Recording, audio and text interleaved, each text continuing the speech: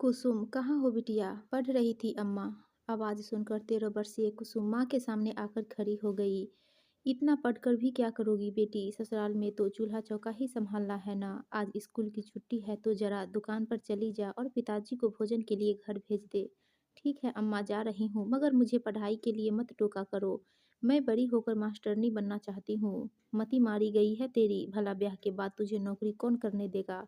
अम्मा, अभी से यह सब क्यों सोचूं? मैं ज़रूर मास्टरनी बनूंगी, देख लेना। हाँ, अच्छा जल्दी जा, दीपावली में एक ही महीना बाकी है। इसी सीजन में दिए और लक्ष्मी गणेश की मूर्तियों की बिक्री से तगड़ी कमाई हो जाती है। बाकी के महीने तो कभी कभार ही मिट्टी के बर्तन बिकते हैं। यूं तो गर्मियों में घड़े और सुराहियों से भी खूब कमाई होती थी, पर अब घर घर में फ्रिज की उपस्थिति ने उनके गढ़ में सेंध लगा दी है बेटी। फिर तेरे ब्याह के लिए भी तो रकम जोड़नी है। जा रही हूँ अम्मा, पर बार बार यह ब्याह वाली बात मत किया करो। गरीब कुम्हार दंपति की बेटी कुसुम गांव के एकमात्र हाई स्कूल में कक्षा 8वीं की छात्रा थी। वो पढ़ाई के साथ साथ घर पर माँ तथा दुकान पर पिता के कामों में हाथ बटाती और मौका पाकर जब तब आंगन वाले आम के पेड़ के नीचे किताबें लेकर पहुंच जाती तथा मन लगाकर पढ़ती रहती। वैसे तो वो हर कक्षा में पास होती आई थी, मगर उसका कक्षा में प्रथम आने का सपना पूरा नहीं हो पाता था। बचपन से ही वह हर दिवाली पर माँ को लक्ष्मी मैया की नई प्रतिमा के आगे बड़ा सा दिया जलाकर पूजा करते हुए देखती आई थी। माँ उसे 3 दिन तक दिए की देख रेख की जवाबदारी सौंप कर कहती, देखो कुसुम, इस दिए की लौ कम होने लगे तो बाती सरकाकर कुछ ऊपर करना और दिए में तेल भी डालती रहना। 3 दिन रात तक यह दीपक ऐसे ही जलते रहना चाहिए। अगर बीच में ही बुझ गया तो लक्ष्मी मैया नाराज हो जाएगी। फिर क्या होगा अम्मा? कुसुम मासूमियत से पूछ बैठती। देखो बेटी, पूजा के समय हम प्रार्थना करके लक्ष्मी मैया के आगे मन्नत मानकर जो इच्छा करते हैं वो जरूर पूरी होती है, पर यह दीपक बीच में ही बुझ गया तो अपशगुन होता है और इच्छा पूरी होने में बाधा आ जाती है। तब से कुसुम हर दिवाली पर लक्ष्मी मैया के आगे सुंदर फूल चढ़ाने की मन्नत मांगकर आगे पढ़ते रहने की इच्छा करती और 3 दिन रात तक दिए की जी जान से देख रेख करती। दिया बुझने के डर से रात में भी उसे नींद नहीं आती और वो किताबें लेकर बैठ जाती। इस बहाने उस रोशनी में उसकी पढ़ाई भी हो जाती। दिवाली के बाद भी उसका उत्साह पढ़ाई में बना रहता और हर बार परीक्षा में अच्छे अंकों से पास होकर मन्नत पूरी करना न भूलती। 8वीं कक्षा में आने पर उसने मैया के आगे कक्षा में प्रथम आने की इच्छा की और अधिक मेहनत करने लगी। फलस्वरूप वो कक्षा में प्रथम आ गई। उसे यह सब पूजा और अखंड दीपक का चमत्कार ही लगता, लेकिन यह जिज्ञासा बनी रहती कि आखिर ऐसा होता कैसे है। आखिर एक दिन उसने अपनी मास्टरनी से इस बारे में पूछा, दीदी यह सब कैसे होता है? देखो बेटा, हम जो सोचते हैं उसे पूरा करने की मन में इच्छा बनी रहती है और ये विचार वायुमंडल में तरंगित होकर हमारे आसपास वैसा ही वातावरण उत्पन्न कर देते हैं और हम इसे चमत्कार समझ लेते हैं। पूजा और आस्था ही एक ऐसा माध्यम है जो हमारी सोच को पवित्र और निर्दोष बनाता है और हमें फल भी वैसा ही मिलता है। कुसुम को सारी बात समझ में आ गई और अब वो हर साल अपनी कक्षा में प्रथम आने लगी। उम्र के 18वें पायदान तक पहुँचते पहुँचते उसकी आस्था के आयाम और गहरे होते चले गए। 11वीं कक्षा उसने प्रथम श्रेणी में पास कर ली। वो तो आगे भी पढ़ना चाहती थी, लेकिन एक तो गांव में कॉलेज नहीं था, दूसरे माँ पिता को उसके ब्याह की चिंता सताने लगी थी। उम्र का तकाजा भी था। अब ब्याह की बात सुनकर कुसुम बुरा नहीं मानती थी, बल्कि उसके दिल की धड़कनें बढ़ जाती और गुदगुदी सी होने लगती थी और वो एक संपन्न व सुंदर राजकुमार जैसे पति की कल्पना में खो जाती। घरेलू परिस्थितियों के चलते मास्टरनी बनने का विचार उसने यह सोचकर मन में ही संजो कर रख लिया कि ससुराल में अवसर मिला तो वो जरूर अपनी हसरत पूरी करेगी। उसके सौंदर्य और बुद्धिमत्ता की चर्चा पूरे गांव में फैल चुकी थी। लड़के वालों के रिश्ते भी आने शुरू हो गए थे। इस बार दिवाली पर कुसुम ने लक्ष्मी मैया की प्रतिमा के आगे स्वयं अखंड दीपक जलाया और पूजा के बाद सुंदर और संपन्न पति की कामना करके ससुराल में भी अखंड दीपक जलाते रहने की मन्नत मांगी। लक्ष्मी मैया उसकी इच्छा कैसे पूरी नहीं करती। उसके गुणों से रिझ कर पास के गांव में ही एक संपन्न परिवार में उसका रिश्ता नैतिक के साथ तय हो गया। नैतिक अपने माता पिता का इकलौता पुत्र था। ससुर जी का मिट्टी के पात्रों और मूर्तियों का थोक व्यापार था, लेकिन नैतिक गांव के स्कूल में शिक्षण कार्य करने के साथ ही बचे समय में पिता की सहायता भी कर दिया करता था। कुसुम ने सोचा भी न था कि उसकी इच्छा इस कदर पूरी हो जाएगी और उसे शिक्षक पति मिलने के साथ ही उसका शिक्षिका बनने का सपना भी साकार हो जाएगा। सगाई के समय वो अपने सपनों के राजकुमार को देखकर फूली नहीं समाई। आखिर 21 वर्ष की आयु में ही वो दुल्हन बनकर ससुराल आ गई और नवजीवन के पहले सोपान पर पैर रखा। सास ससुर उसे बहुत प्यार दुलार के साथ रखते थे। नैतिक तो उसके रूप गुणों पर फिदा था ही। 3 माह बीतते बीतते वह गर्भवती हो गई। अब उसकी सारी इच्छाएं पति और आने वाली संतान पर ही केंद्रित हो गई थी। वो अगली दिवाली का, जो 7 माह बाद आने वाली थी, बेसब्री से इंतजार करने लगी। लेकिन देवी देवता अगर इस तरह इंसानों की इच्छाएं पूरी करने लगे तो सृष्टि चक्र में गतिरोध ही न आ जाए। लंबे जीवन सफर में हर इंसान के लिए भाग्य और कर्म की किताब पर भव बाधाएं भी उसके जन्म के साथ ही अंकित हो जाती है, जिन्हें हौसलों से पार करके ही मंजिल तक पहुंचा जा सकता है।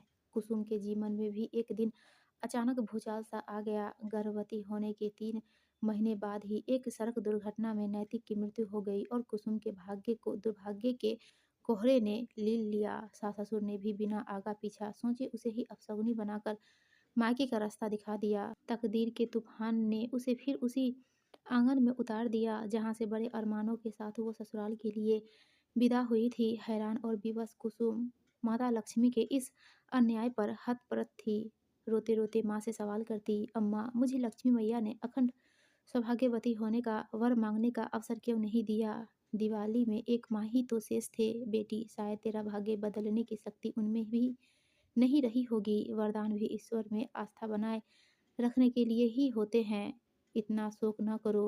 अपनी आने वाली संतान की खातिर तुम्हें और न जाने कितने तूफानों से गुजरना पड़े। जब तक हम जीवित हैं तुम्हें यहाँ कोई तकलीफ नहीं होगी। धीरे धीरे कुसुम ने अपने नसीब से समझौता कर लिया। इस दिवाली पर उसने मन्नत मानकर माँ लक्ष्मी से अपनी भावी संतान के निर्विघ्न जन्म और निरोगी दीर्घ जीवन के लिए दुआ मांगी। समय पर उसने स्वस्थ और सुंदर पुत्र को जन्म दिया। इतना कुछ खोने के बाद जो मिला उसी को जीने का लक्ष्य बनाकर कुछ समय बाद उसने गांव के अपने ही स्कूल की प्रधान अध्यापिका के सहयोग से अध्यापक कार्य के लिए आवश्यक औपचारिकताएं पूरी करके जिंदगी की किताब में नया अध्याय जोड़ दिया। शिक्षिका बनने की उसकी पुरानी हसरत इस तरह उसका सौभाग्य छीनने के बाद पूरी होगी, यह वह कब जानती थी। पर जो कुछ शेष था उसे कुदरत का उपहार मानकर उसने नए सफर पर कदम बढ़ा दिया। शिशु की देखरेख की जवाबदारी माँ ने अपने ऊपर ले ली। कुसुम अब हर दिवाली पर सिर्फ पुत्र राहुल की सुख समृद्धि और दीर्घ जीवन के लिए मन्नत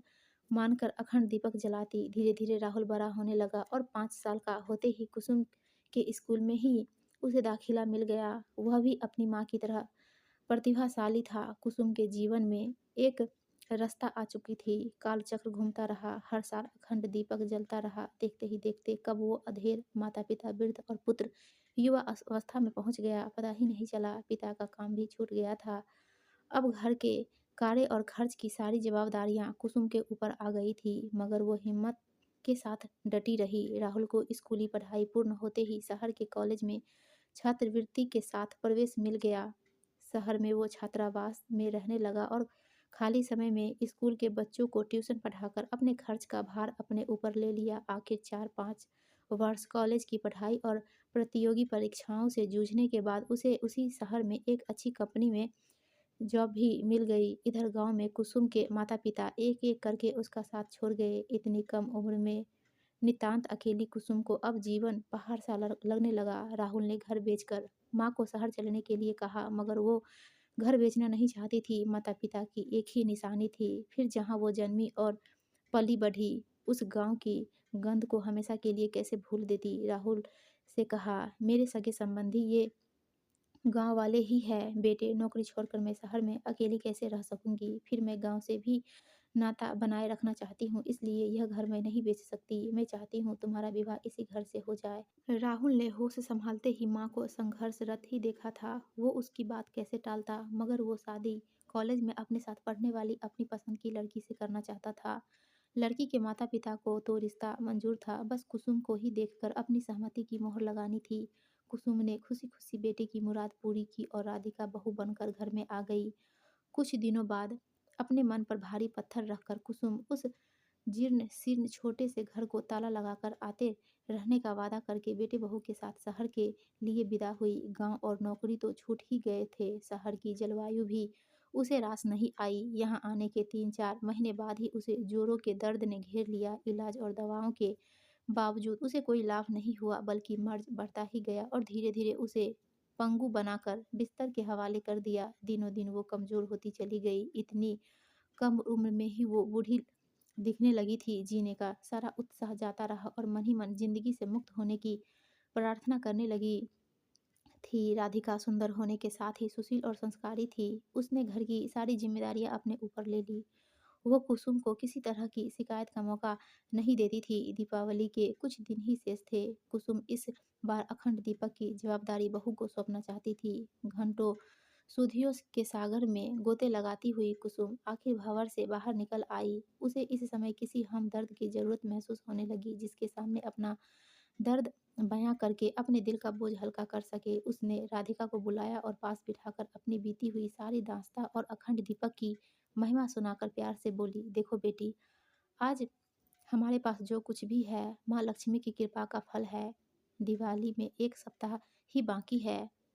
पूजन के लिए आवश्यक सामान की सूची बना लो, फिर राहुल के साथ धनतेरस पर बाजार जाकर सब सामान ले आना। इस बार दिवाली के दिन तुम्हें ही अखंड दीपक जलाना है। पूजा के समय माँ लक्ष्मी के आगे मन्नत मानकर तुम जो भी इच्छा करोगी, लक्ष्मी मैया अवश्य पूरी करेगी। कुसुम ने प्यार से राधिका के सिर पर हाथ फेरते हुए कहा, जी माँ जी, आप निश्चिंत रहिए। राधिका ने नम्रता से उत्तर दिया। दीपावली के दिन सास के निर्देशानुसार राधिका ने पूजा की सारी तैयारियां कर ली। विधि विधान के साथ शुद्ध घी का अखंड दीपक जलाया, लेकिन पूजा के समय उसके मन में अचानक पाप पनपने लगा। कुसुम की सरलता और भोलेपन उसके पाप के पर्दे के पीछे दब गए। वो भला सास की तीमारदारी कब तक करती रहेगी? अब तो उनको उम्र भर झेलना होगा। और संस्कारों पर स्वार्थ हावी हो गया।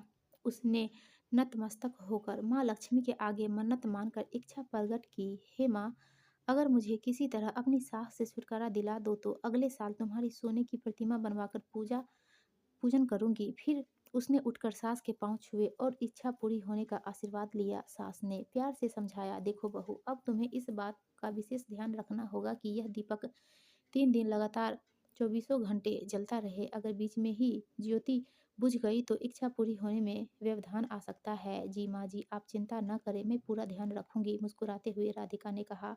अब राधिका का पूरा ध्यान दीपक पर ही केंद्रित था। रात को बार बार उठकर बाती ठीक करके घी डालती रहती। अगले दिन सुबह उठकर स्नान पूजन के बाद वो जैसे ही रसोई में गई तो अचानक उसका जी मिचलाने लगा और उल्टी होने लगी। अनुभवी सास ने देखा तो तुरंत मामला तार लिया। अपनी बीमारी और कमजोरी भूलकर उसके पास जाकर पीठ सहलाते हुए बोली, देखो बहू, माँ लक्ष्मी ने तुम्हारी मनोकामना पूरी होने का शुभ संकेत दे ही दिया। तुमने अवश्य अपनी गोद हरी होने का वर मांगा होगा। मैंने भी तो मन ही मन यही मांगा था। अब तुम्हें इधर उधर डोलने की आवश्यकता नहीं है, मैं सब संभाल लूंगी। सुनकर राधिका हैरानी से सास को देखने लगी। कहाँ तो उसने सास से मुक्त होने के लिए दुर्भावों का जाल बुनना शुरू किया और कहाँ वे बीमार होते हुए भी उफ, उसे स्वयं पर ही ग्लानि होने लगी। यह उसने देवी माँ से क्या मांग लिया, अब वो क्या करे? उसके संस्कार इतने गिरे हुए तो नहीं थे, फिर यह सब कैसे हो गया? असमंजस में डूबी बिस्तर पर जाकर लेट गई। इतने में पतिदेव भी उठ गए। उनको मरी हुई आवाज में समाचार सुनाया तो खुशी के मारे उसने राधिका को बाहों में भर लिया, लेकिन उसे गुमसुम देखकर पूछा, क्या बात है राधिका, क्या तुम्हें माँ बनने की खुशी नहीं है? अरे, खुशी क्यों नहीं होगी, बस जरा जी मिचला रहा है। चिंता मत करो, माँ बहुत अनुभवी है, सब संभाल लेगी। तुम अपने आराम पर पूरा ध्यान देना। मुझे अपनी नहीं, माँ जी की ही चिंता है राहुल। वे अस्वस्थ है और उनके ऊपर अब मेरी जवाबदारी भी आ जाएगी। मेरे लिए, अपने आने वाले वंशज के लिए उन्हें स्वस्थ होना ही पड़ेगा। आप उनका नियमित चेकअप करवाते रहिए। हमें उनके सुखद साय की सख्त आवश्यकता है। ठीक कहती हो। अब इस मामले में लापरवाही बिल्कुल नहीं होनी चाहिए। आज ही उन्हें डॉक्टर के पास ले जाऊंगा। अब जरा चाय तो पिला दो। राधिका को किचन की ओर जाते देखकर कुसुम ने उसे आराम करने को कहा और स्वयं चाय बनाने लगी। कुसुम का मन जोर जोर से रोने का हो रहा था, लेकिन स्वयं पर काबू रखे हुए थी। पति के दफ्तर जाते ही वो निढाल होकर पलंग पर पसर गई। उसका पूरा ध्यान कमरे और किचन के बीच में बने छोटे से पूजा घर पर था, जहां अखंड दीपक जल रहा था। उसने कमरे का पर्दा कुछ सरका दिया। अब पूजा घर साफ नजर आ रहा था। उसने देखा कि माँ जी ने नहा कर धीरे धीरे पूजा घर की सफाई करके दीपक की बाती ऊपर सरकाई और घी भी डाल दिया। अगरबत्ती लगाकर कुछ देर ध्यान किया फिर रसोई में चली गई। आज महरी से सारे काम माँ जी ने करवाए और खाना भी खुद बनवाया। बीच बीच में राधिका का हालचाल पूछकर हिदायतें देती रही। किसी तरह दिन बीता। रात हुई। माँ जी ने दीपक की देखरेख की जवाबदारी भी अपने ऊपर लेकर उसे पूरा आराम करने को कहा था। पतिदेव गहरी नींद में सो चुके थे, पर राधिका की आंखों से नींद गायब थी। वो बार बार उठकर पूजा घर में जलते हुए दीपक की ओर देखती और लक्ष्मी माँ से अपनी मांग को अस्वीकार करने की प्रार्थना करती रही। अंधविश्वासिनी तो वो नहीं थी, पर सास के अति विश्वास को भी नज़रअंदाज कैसे करे। अगर मांगी हुई मुराद पूरी हो गई तो क्या खुद को कभी माफ़ कर सकेगी। घोर अनर्थ की यही चिंता उसे चैन नहीं लेने दे रही थी। सोचते सोचते कब आंख लग गई उसे ही पता नहीं चला। तड़के आंख खुली तो वो पति को नींद में देखकर कमरे से बाहर ही टहलने लगी। पूजा घर जलता हुआ दीपक देखते देखते अचानक उसके कानों में सास के कहे हुए शब्द गूंज उठे, देखो बहू, अब यह दीपक 3 दिन तक अखंड जलते रहना चाहिए, वरना इच्छा पूरी होने में व्यवधान आ सकता है।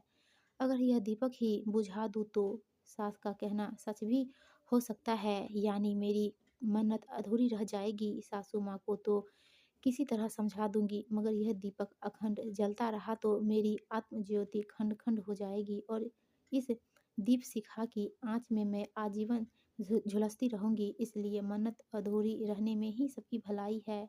मन ही मन राधिका ने सोचा।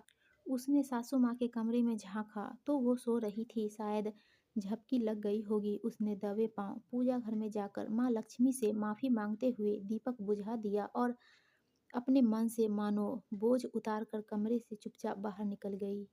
दोस्तों, आपको ये कहानी अच्छी लगी हो तो प्लीज़ वीडियो को लाइक कीजिए और चैनल को सब्सक्राइब